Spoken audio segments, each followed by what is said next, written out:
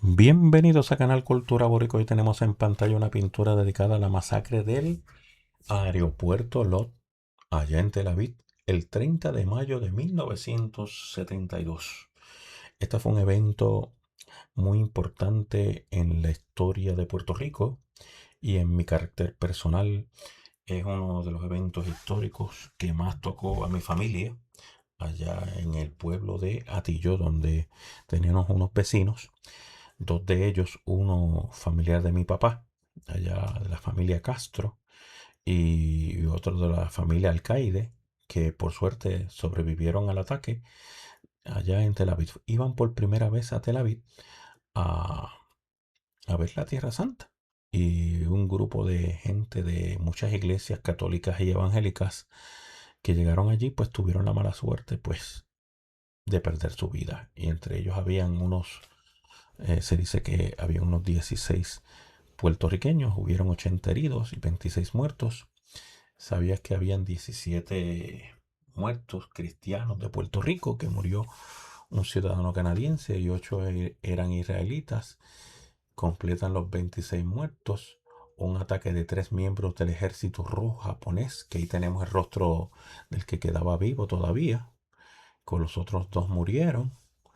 Este se llama, se llama Cosa.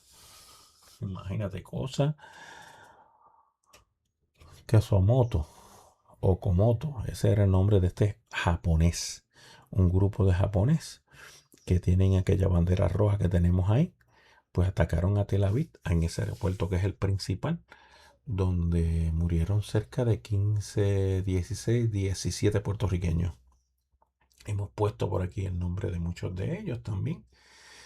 Este, y se responsabilizaron por matar en nombre de Palestina, que cosa que hemos visto en algunos países del mundo, que como ustedes saben, y también había un, un famoso que se llamaba Anaron Kashasky, pionero en química, uno de los más famosos en química, que lo tenemos ahí en pantalla para ustedes, para que pudieran, ¿verdad?, de alguna manera poder ver el rostro. Y esta persona pues era el más famoso que estaba en dicho vuelo que llegó allí. Ellos salieron de un avión que venía de Roma, disfrazados como que eran músicos, y en el área donde venía la música no venía música, sino venían armas.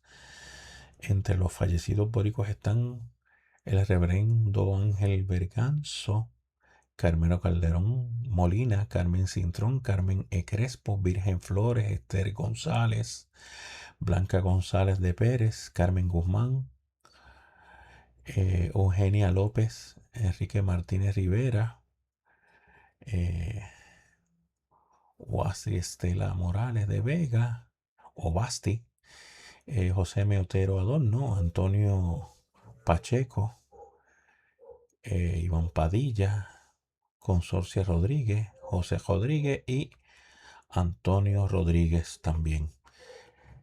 Arriba están las coordenadas y está el nombre del único. La única cosa que quedó viva es el nombre, que es Cosa, el japonés Cosa, que fue el único que irónicamente era una cosa, que lamentablemente dio muerte a un grupo de puertorriqueños que lo que buscaban era, ¿verdad?, tener un momento cercano y espiritual en las tierras de Jerusalén, allá en Israel. Escuchemos lo que hemos podido conseguir para ustedes para beneficio de nuestro aprendizaje.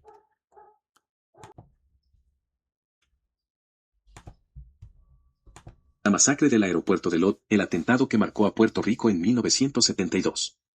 Hoy recordamos uno de los eventos más trágicos y a la vez menos conocidos en la historia que conecta a Puerto Rico con Medio Oriente, la masacre del aeropuerto de Lod, ocurrida el 30 de mayo de 1972, en Tel Aviv, Israel. En aquella noche, un grupo de peregrinos puertorriqueños acababa de aterrizar para comenzar una visita religiosa.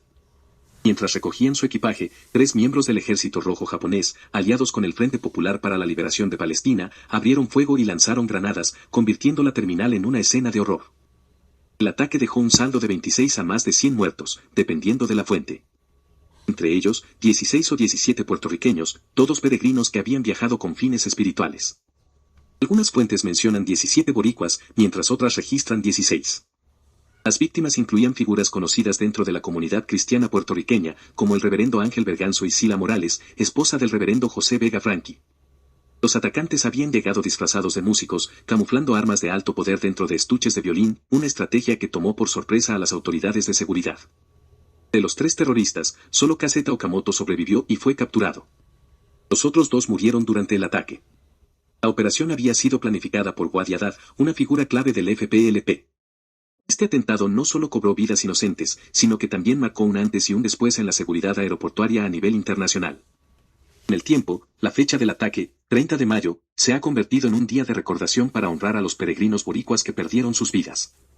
La tragedia unió profundamente a Puerto Rico e Israel, al punto que líderes israelíes expresaron que, tras aquel día, todo israelí es un puertorriqueño, reconociendo el dolor compartido en suelo israelí. Hoy, más de 5 décadas después, este hecho sigue recordándose como un símbolo de resiliencia, fe y memoria histórica para el pueblo puertorriqueño.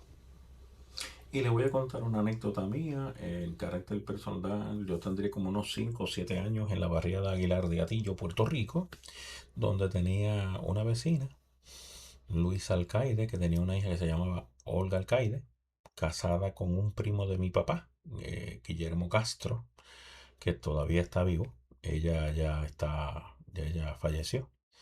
Y tuvieron la mala experiencia y ese día fue dramático. Estábamos escuchando WKQ Radio, que era la única emisora que había en este momento, una de las primeras en fundarse en el planeta.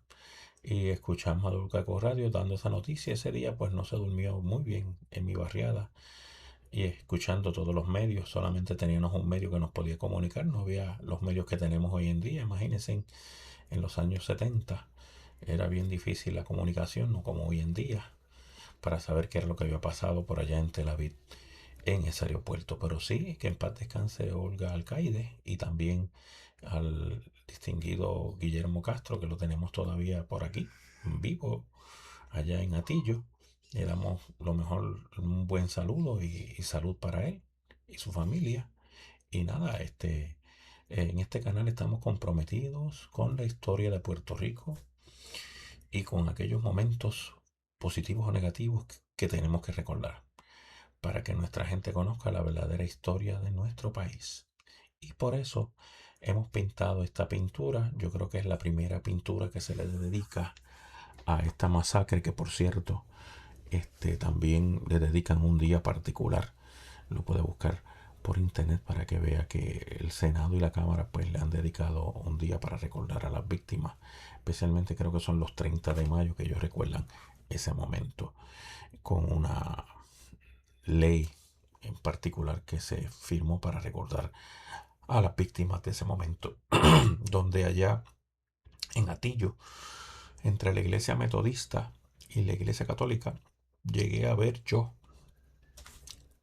que era vecino del lugar, los movimientos de la gente, los metodistas en la iglesia católica y los católicos en la iglesia metodista, ya que habían miembros de las dos iglesias que se unieron en una sola por la pérdida de muchos de sus miembros, a pesar de las posibles diferencias que hay entre la iglesia metodista y la iglesia católica.